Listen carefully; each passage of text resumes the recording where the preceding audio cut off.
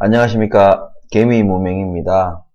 이번 영상은 금리 인상에 대한 얘기와 그리고 이어서 부동산 얘기를 짧게 좀 해보려고 합니다. 주식 이제 관련해서 이제 제 영상을 보시는 분들도 대부분일 텐데 절대 주식과 관련 없는 얘기가 아니니까 끝까지 좀 시청해 주시기 바랍니다. 구독과 좋아요 부탁드리면서 시작하겠습니다. 자, 금리 인상에 대한 얘기를 먼저 할 텐데 제가 이전 영상에서 이제 이번 한국 금통위 때 이제 이창용 총재가 0.25를 올리면 나중에 진짜 골 때린 그런 상황이 펼쳐질 거다. 네?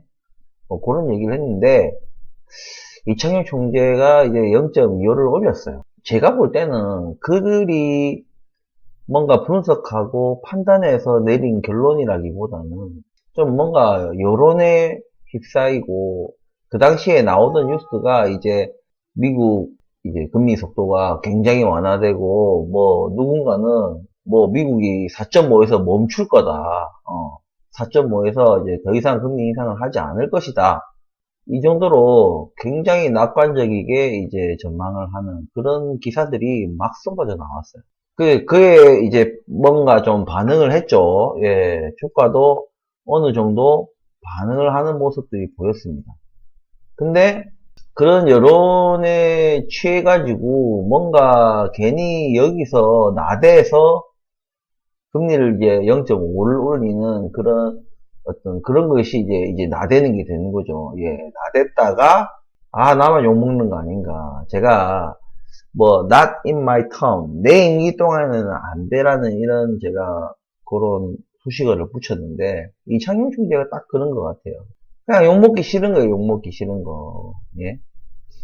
지금도 이제 뭐 금리 인상 이제 때문에 이제 고통스러워하는 이제 국민들도 있고 기업들도 있죠. 그러니까 지금 여론이 이만큼 형성돼 있고 언론에서 막 이렇게 기사를 쏟아내는데 굳이 이제 청개구리처럼 0.5를 올리기는 좀 부담스럽다.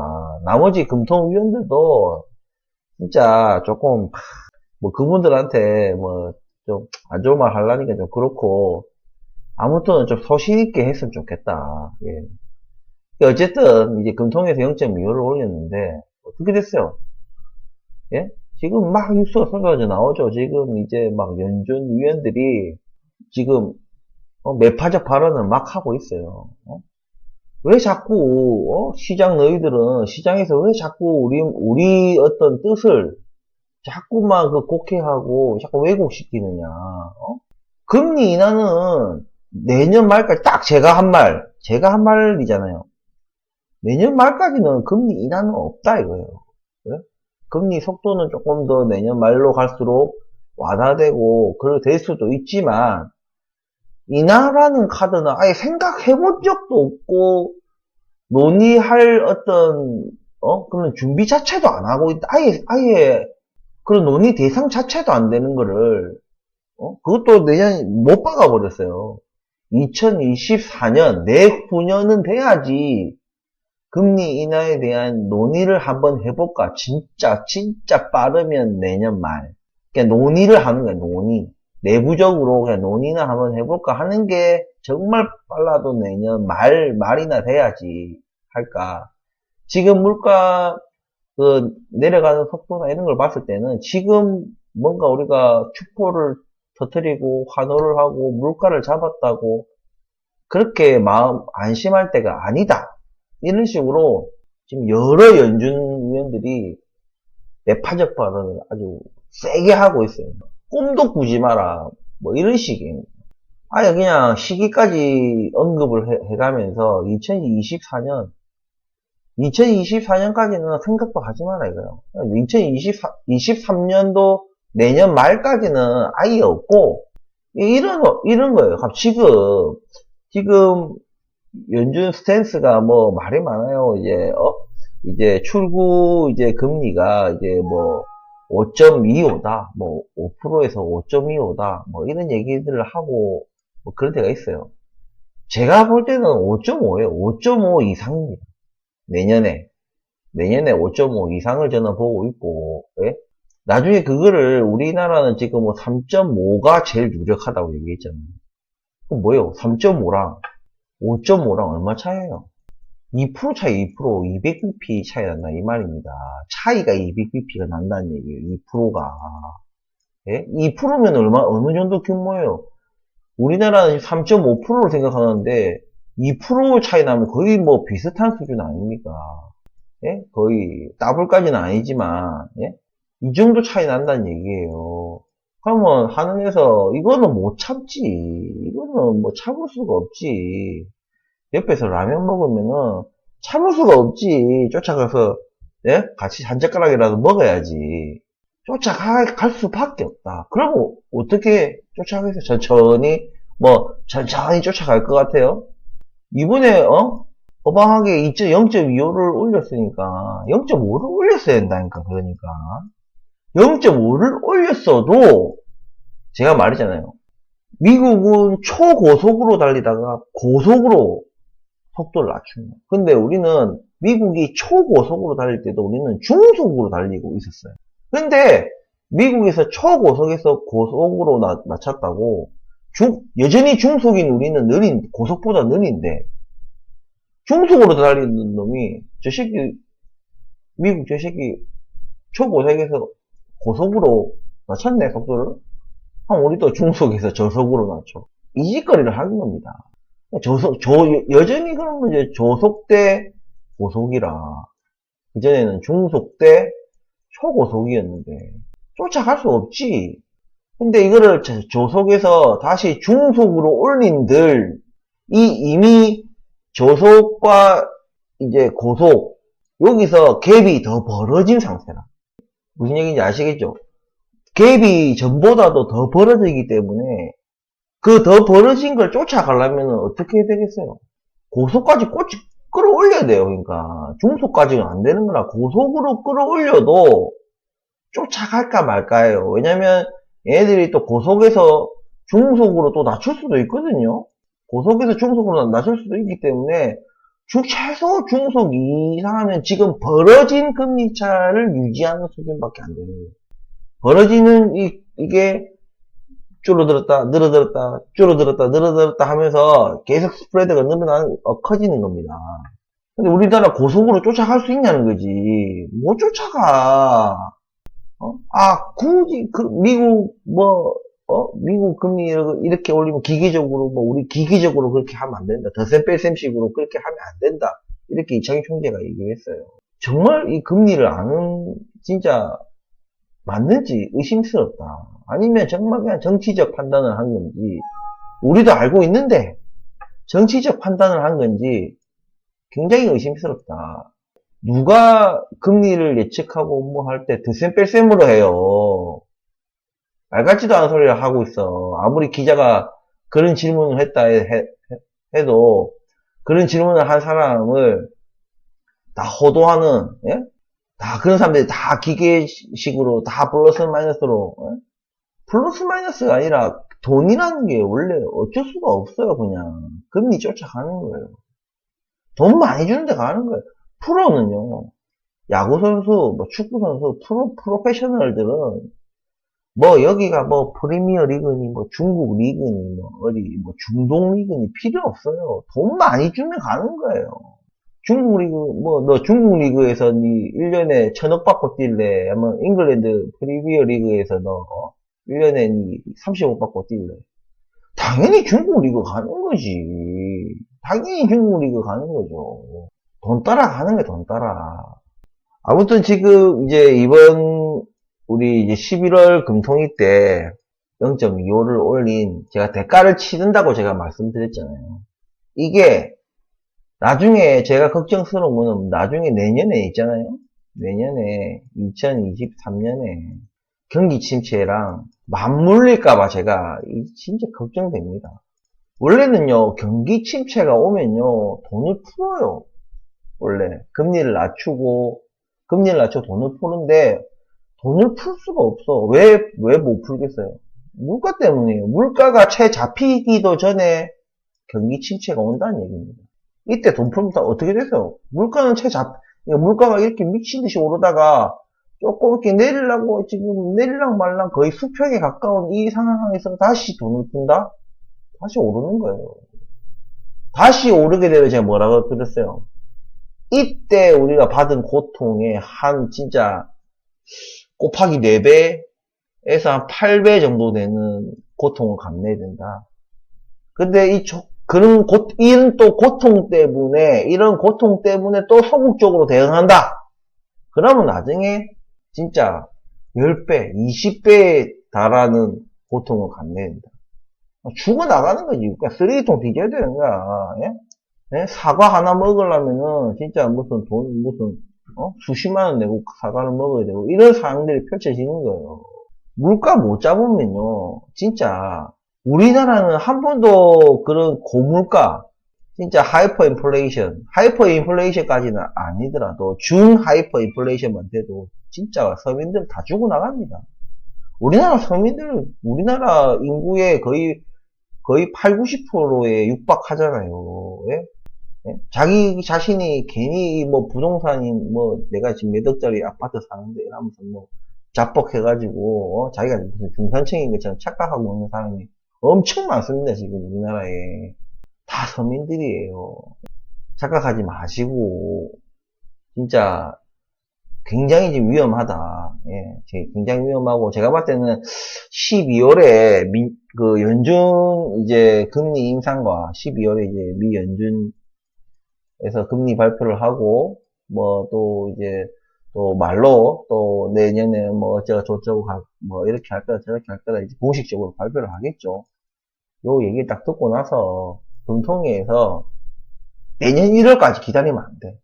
내년 1월은 1월이고 그 금통위 13에서 14일 사이에 하는 걸로 알고 있는데 딱 듣자마자 바로 이제 자기는 그렇게 갑자기 정기 금통위가 아니고 이제 임시로 긴급 금통위를 열면 외국에서 우리나라를 어떻게 보겠느냐 이런 얘기를 이창용 총재께서 하시는데 뭘 어떻게 보기뇨. 멍청하게 보겠지. 예? 주제도 모르고 0.25 올린 거를 멍청하게 보고 있겠지. 그 다음에 불이 나게 또 쫓아오는 걸로 보겠죠.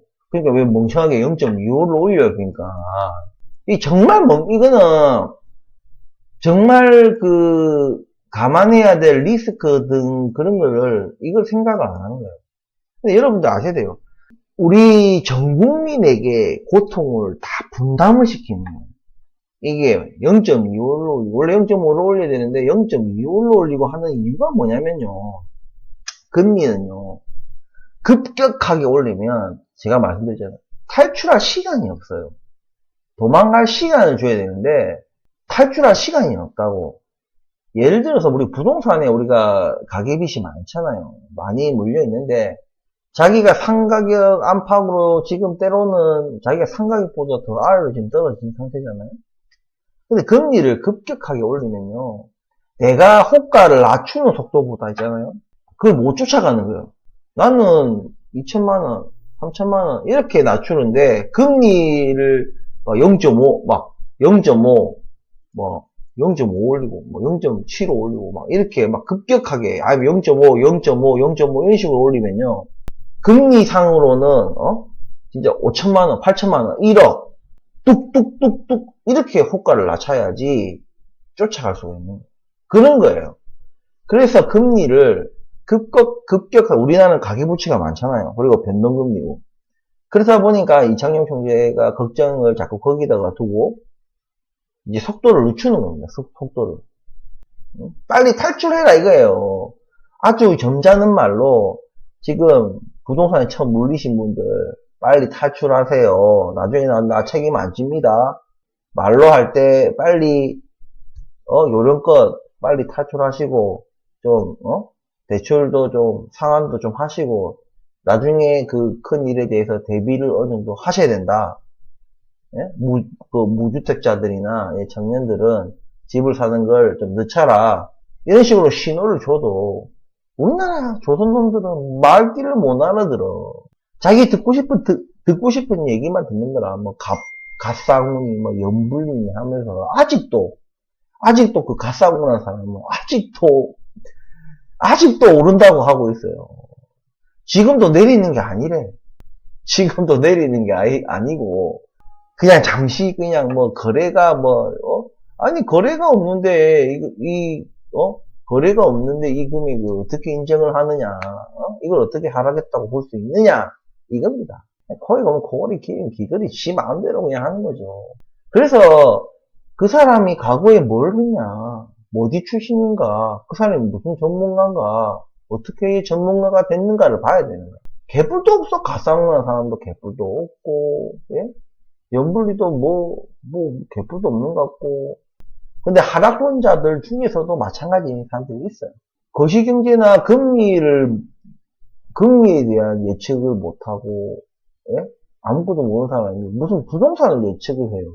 저보다 훨씬 더 유명하신 분들이고, 또 구독자 수도 많고, 믿는 분들이 많기 때문에 제가 그분들 흉을 봐봐야, 예, 누워서 침 뱉기죠. 아무튼, 굉장히 지금, 우리, 아직 닥치지 않았기 때문에. 닥쳤을 때는 늦었죠. 그죠? 늦은 거잖아요. 예?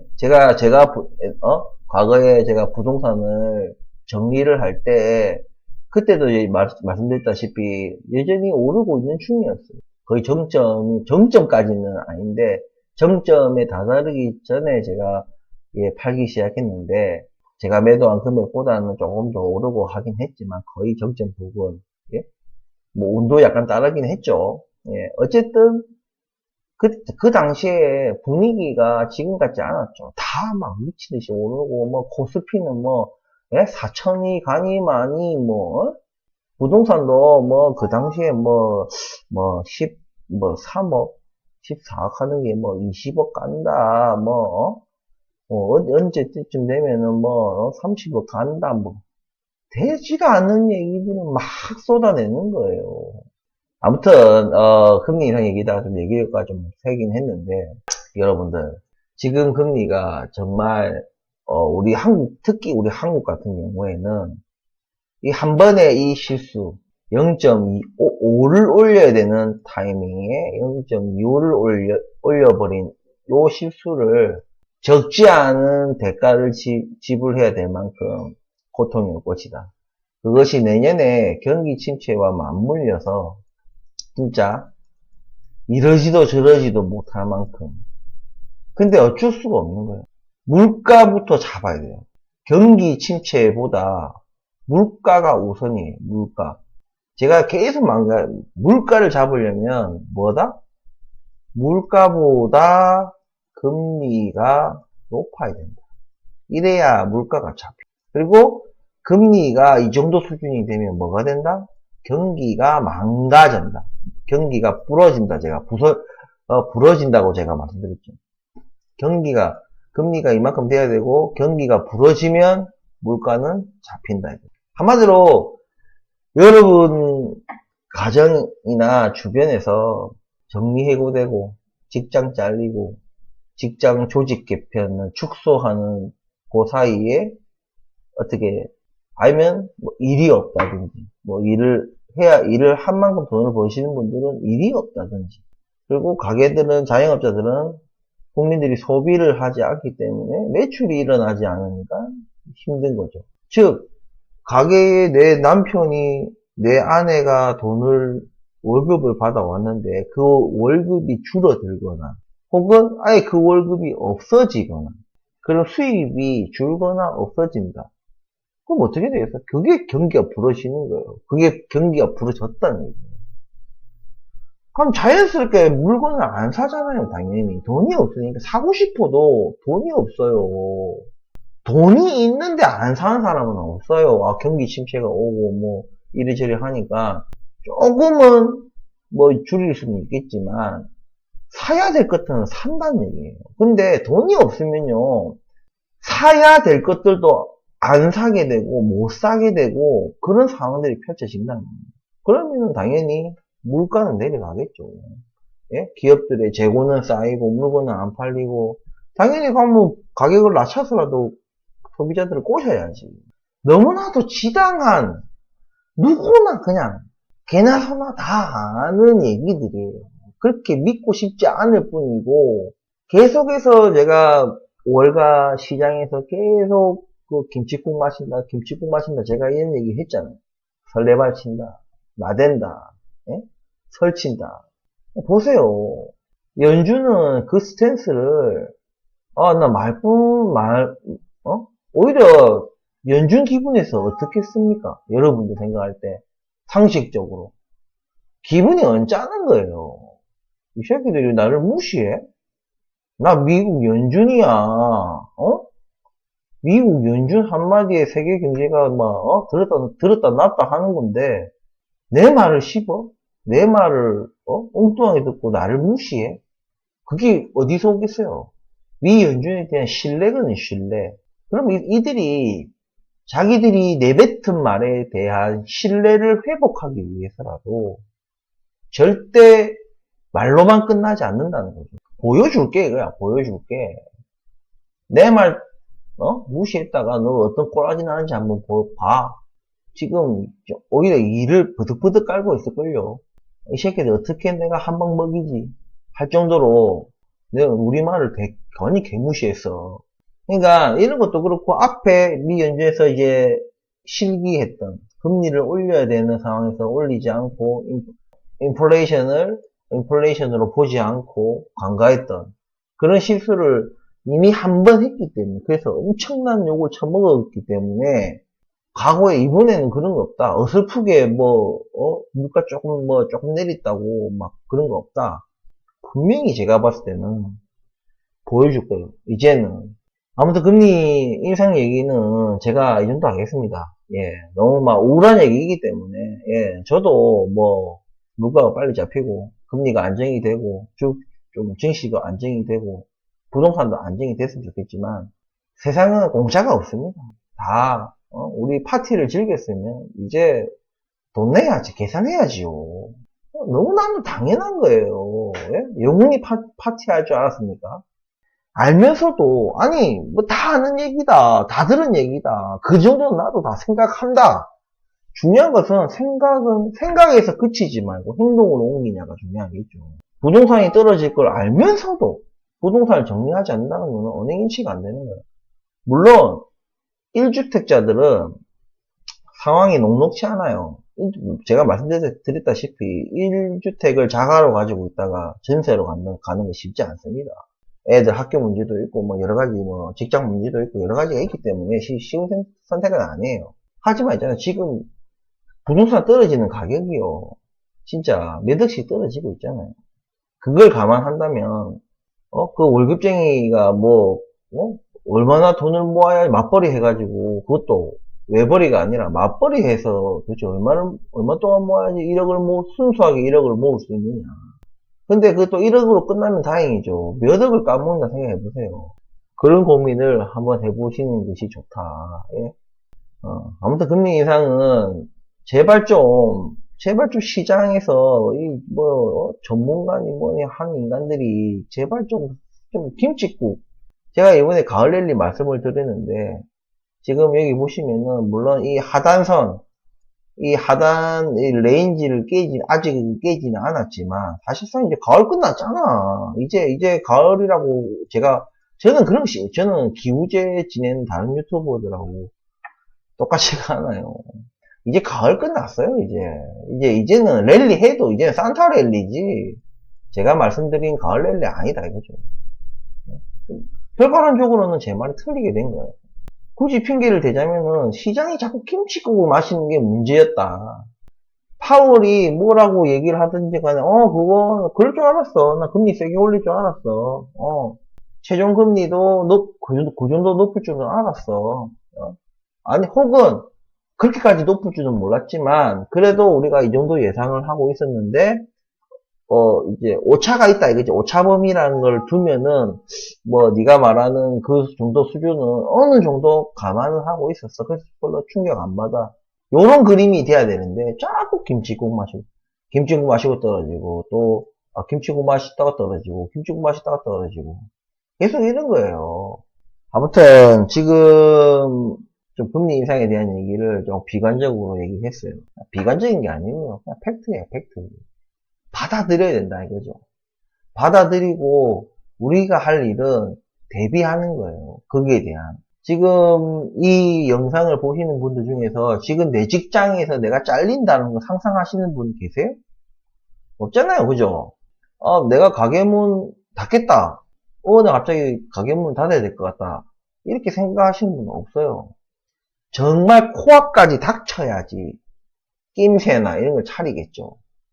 근데 코앞까지 닥쳤다는 얘기는 그게 터졌을 때 내가 대비할 시간이 없다는 얘기예요.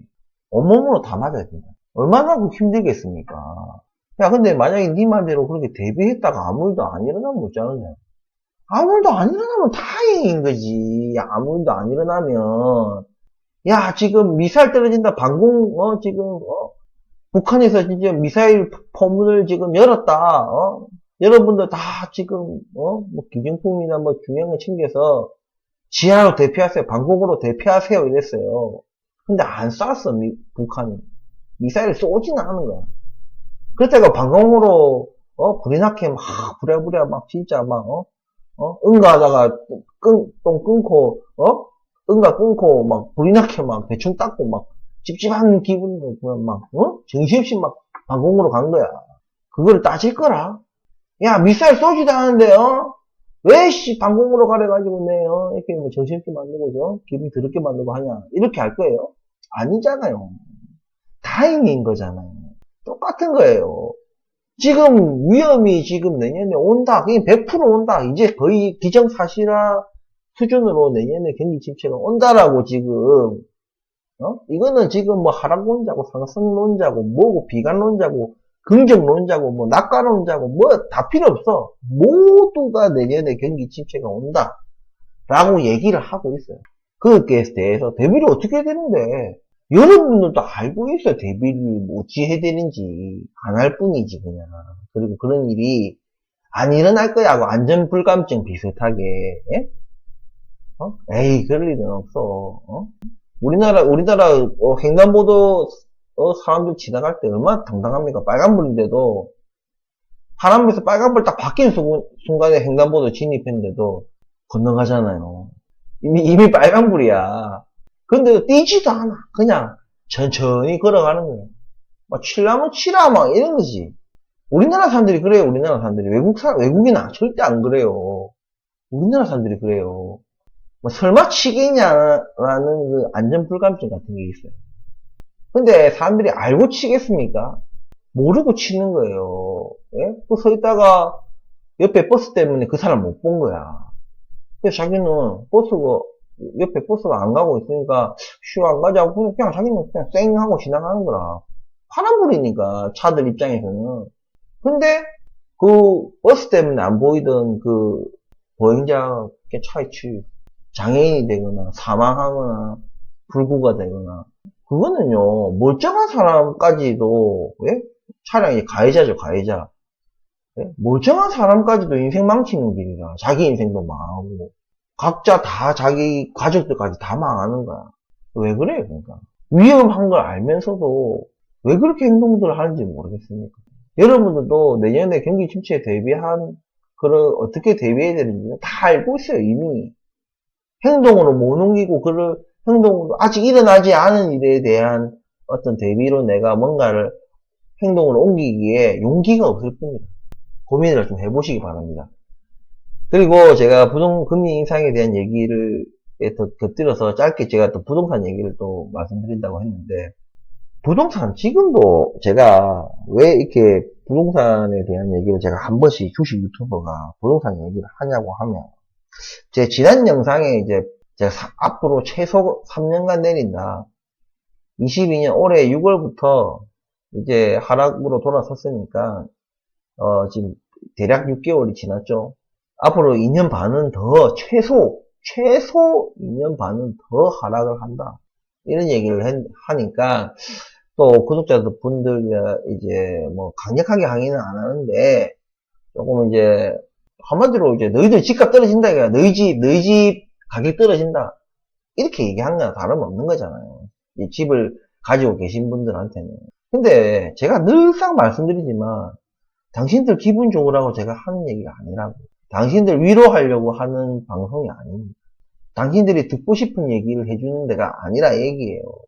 제가 한 번씩 솔직히 프레스티지 바이오 파마 종목에 대한 얘기를 하면은 개미 보면 너 때문에 그래도 버틴다, 뭐 덜 외롭다, 위로를 받는다, 뭐 이렇게 말씀을 해주시는 분도 있어요. 감사합니다. 진짜 감사한데 정말 저는요, 여러분들 기분 좋으라고 하는 얘기 절대 아니에요.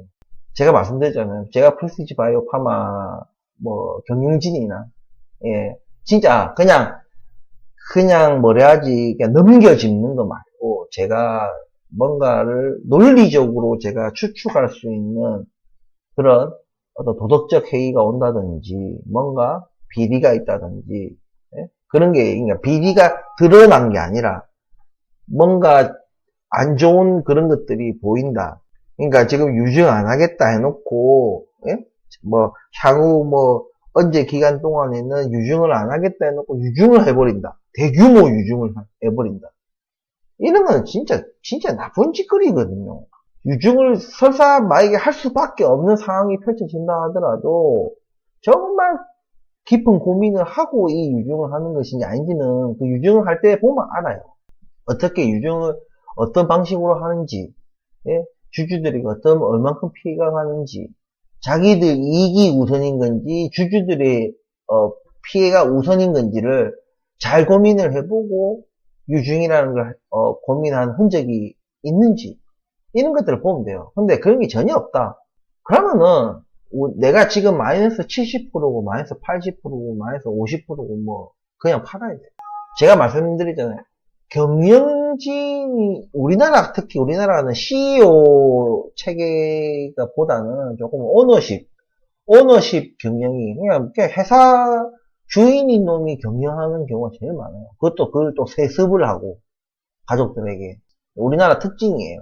그러니까 어쨌든 이 경영진들의 마인드, 도덕, 윤리 굉장히 중요합니다. 자기가 아무리 도덕적이지 못한 사람이고 윤리적이지 못한 사람이라 하더라도 그런 척해 연기를 해야 되는 자리예요. 도덕적 해이를 일으키거나 불법 범죄 뭐 비윤리 이렇게 가버리면요, 그 회사가 아무리 실적이 좋고 뭐가 이래 해도 있잖아요, 망할 수밖에 없어요.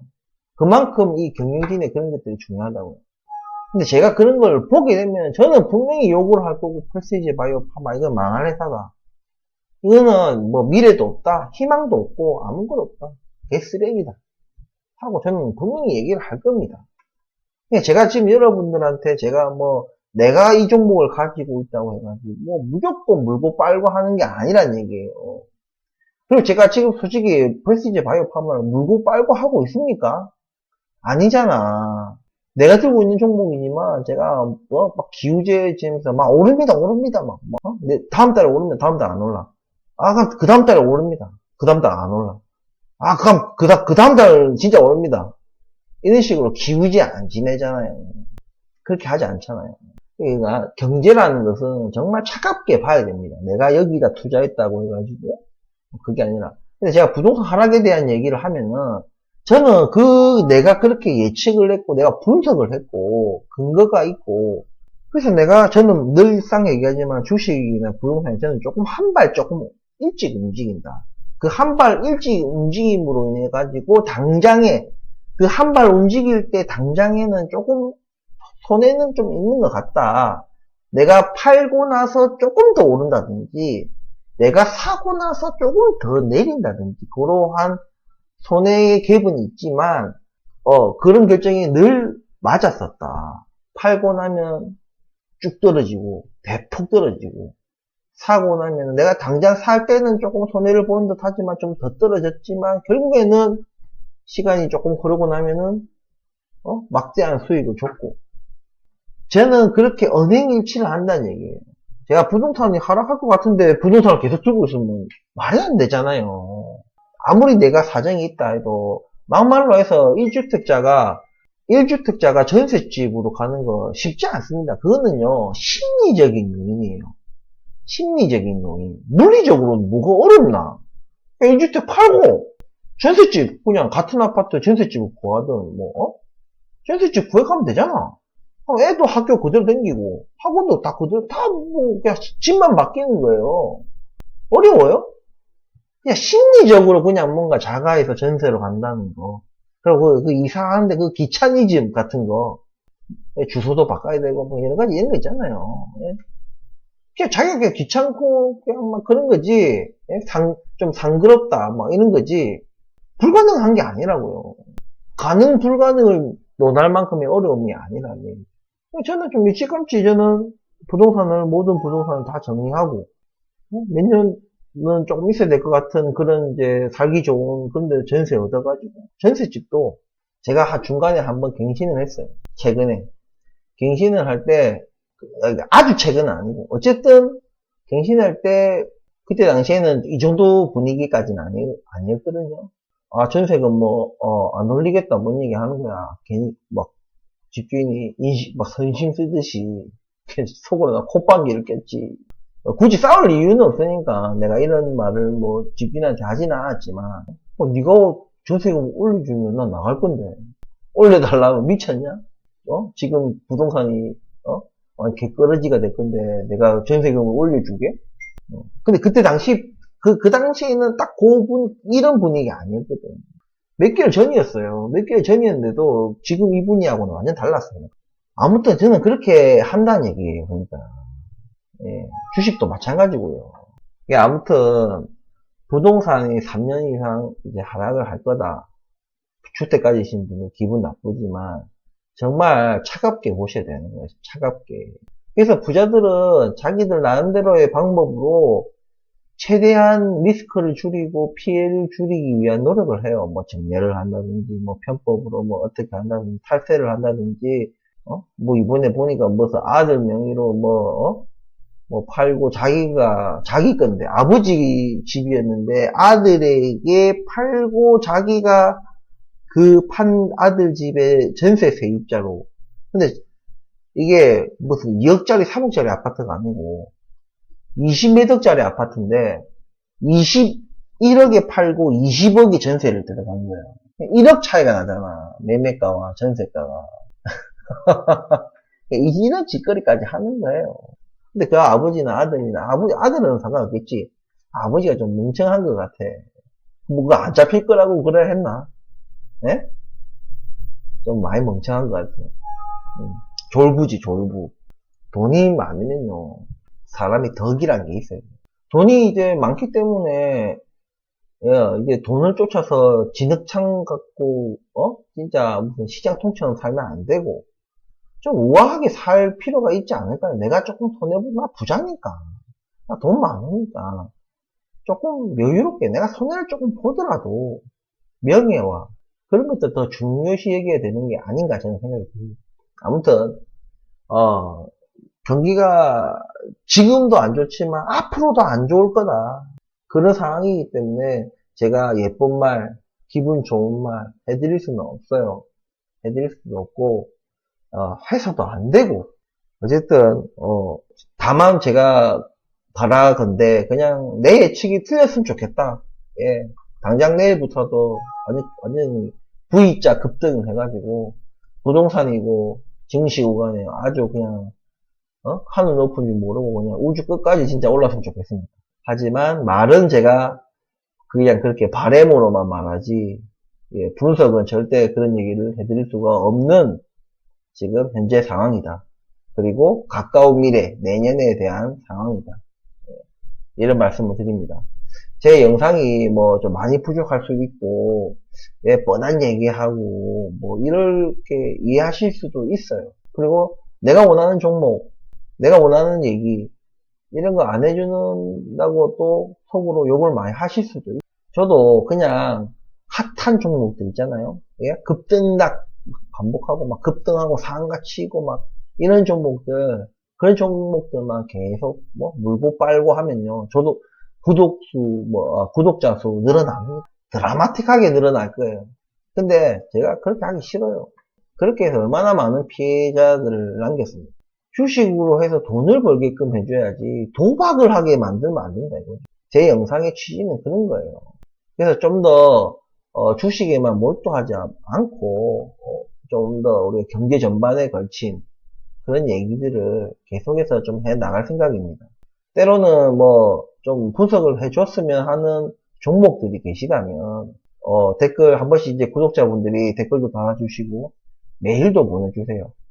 어떤 방식으로든 편한 방법으로 이제 구독자분께서 원하시는 종목 분석해줬으면 좋겠다 하는 종목들 있으시면 그렇게 연락을 주시면은 제가 영상을 찍어서 제가 분석을 좀 해드리도록 하겠습니다. 자, 아무튼 많이 부족한 영상 그래도 뭐 감사하다는 말도 해주시고 고맙다는 말 해주시고 꾸준히 영상을 올려줘서 고맙다. 예. 뭐 내 실력과는 무관하게 예, 제 실력과는 무관하게 그래도 영상을 꾸준하게 올려주는 것에 대해서 고맙게 또 그런 고마움을 표시해 주시는 또 구독자분들 때문에 더 제가 힘이 나고 그 말 한마디에도 제가 영상 제작하는데 큰 힘이 되는 것 같습니다. 아무튼 여러분들 재산을 지키고 불리는데 조금이나마 도움이 되고자 열심히 제 나름대로 제가 아는 분석과 경험을 토대로 조금이나마 도움이 되고자 하여튼 열심히 영상을 올리도록 하겠습니다.